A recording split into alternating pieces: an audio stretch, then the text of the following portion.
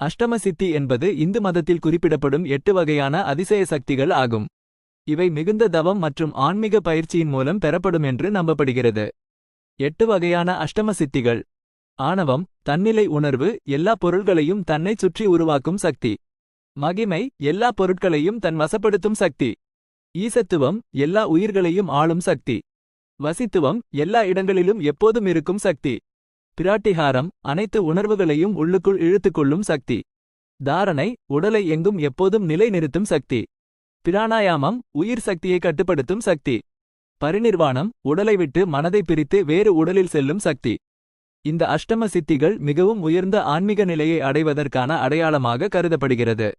ஆனால் இவை மிகவும் கடினமானவை மற்றும் நீண்ட கால பயிற்சியை தேவைப்படும். குறிப்பு: இவை அனைத்தும் ஆன்மீக நம்பிக்கைகள் மற்றும் புராணங்களில் கூறப்படும் கருத்துக்கள். இவற்றை அறிவியல் ரீதியாக